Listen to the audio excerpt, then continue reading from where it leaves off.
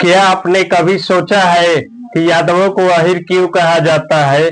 क्या यह नाम सिर्फ एक जाति का प्रतीक है या इसके पीछे हजारों साल पुराना कोई रहस्य छिपा है? आज हम आपको इतिहास के उन पन्नों तक लेकर चलेंगे जहां से अहीर शब्द की असली कहानी शुरू होती है।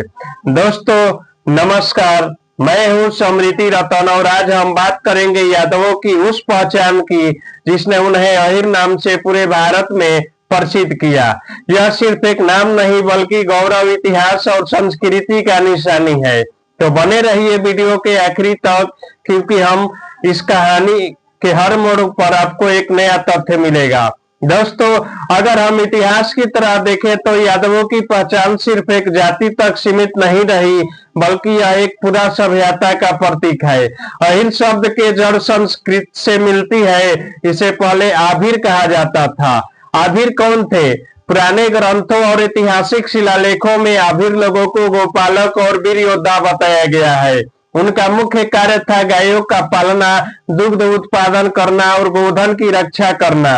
लेकिन दोस्तों, सिर्फ यही नहीं, युद्ध के समय में सबसे आगे खड़े होते थे और अपने बहादुरी के लिए पूरे भारत में प्रसिद्ध थे। समय के साथ आभीर समाज धीरे धीरे भारत के अलग अलग हिस्सों में फैल गया। उत्तर प्रदेश, बिहार, हरियाणा से लेकर महाराष्ट्र और गुजरात तक इन्हें कहीं आभीर तो कहीं अहीर तो कहीं कहीं ग्वाला नाम से पुकारा जाने लगा। इतिहासकार मानते हैं कि भगवान श्री कृष्ण भी इन्हीं अहीर परंपरा से जुड़े थे। यही कारण है कि उनकी छवि हमारे गाय और बांसुरी के साथ दिखाई जाती है, जो ग्वालों की पहचान थी। तो जब भी कोई पूछता है कि यादवों को अहीर क्यों कहा जाता है, तो इसका सीधा जवाब है यादव बराबर आभीर बराबर अहीर। यह नाम सिर्फ और सिर्फ पेशे से नहीं बल्कि हजारों साल की गौरवशाली परंपरा से जुड़ा है। अब दोस्तों, इतिहास के बाद अगर हम सांस्कृतिक दृष्टि से देखें तो अहीर या यादव समाज की पहचान और भी गहरी है। यादव सिर्फ गोपालक नहीं थे, बल्कि उनकी पूरी संस्कृति गाय, गांव और गौरव के इर्द गिर्द बुनी गई थी। ग्रामीण लोकगीतों, नृत्यों और कथाओं में आज भी अहीरों का नाम गाया जाता है। हरियाणा और उत्तर प्रदेश में अहीरवाल क्षेत्र हो या बिहार और झारखंड के लोकगीत, यानी हर जगह अहीर समाज को मेहनती, ईमानदार और वीर योद्धा के रूप में प्रस्तुत किया गया है। दोस्तों, गाय और दूध से जुड़ी हुई परंपरा इस समाज का आधार रही है। गाय भैंस के बिना अहीर की कल्पना भी अधूरी मानी जाती है।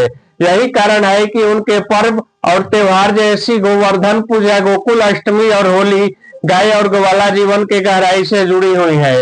लेकिन दोस्तों, केवल गाय भैंस पालने तक ही यह समाज सीमित नहीं रहा। जब जब देश पर संकट आया, जब जब देश पर कोई आपत्ति आया, तो अहीरों ने अपने संस्कृति की तरह ही मातृभूमि की भी रक्षा में भी योगदान दिया। यही कारण है कि लोग कहते हैं कि अहीर सिर्फ गौ पालक नहीं बल्कि गौरव और वीरता के प्रतीक भी है। आज भी जब कोई अहीर शब्द सुनता है तो उसके पीछे सिर्फ और सिर्फ पेशा नहीं बल्कि एक पूरी संस्कृति, धरोहर और पहचान छुपी होती है, जिस पर यादव समाज गौरव करता है। तो दोस्तों, अब आपने जान लिया कि अहीर शब्द सिर्फ एक नाम नहीं बल्कि हजारों साल पुरानी परंपरा और इतिहास है। लेकिन यह एक बड़ा सवाल खड़ा होता है कि आज भी अहीर समाज की पहचान सिर्फ गाय भैंस पालने तक सीमित है?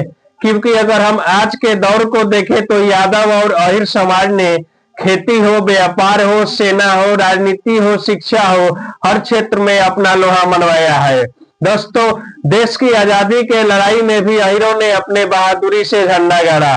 फिर भी कई लोग आज भी अहीर शब्द सुनते ही सिर्फ ग्वाला या दूध बेचने वाले की छवि सोचते हैं। लेकिन क्या यही पूरी सच्चाई है या फिर आज भी अहीर शब्द का मतलब बदल चुका है, जहां यह नाम गौरव और वीरता और नेतृत्व का प्रतीक बन गया है? तो दोस्तों, अब यह सोचने की जिम्मेदारी आपकी है कि क्या आपको लगता है कि अहीर शब्द को आज भी समाज पुराने नजरिए से देखता है या फिर अब यह नाम आधुनिक और शक्ति का पर्याय बन चुका है?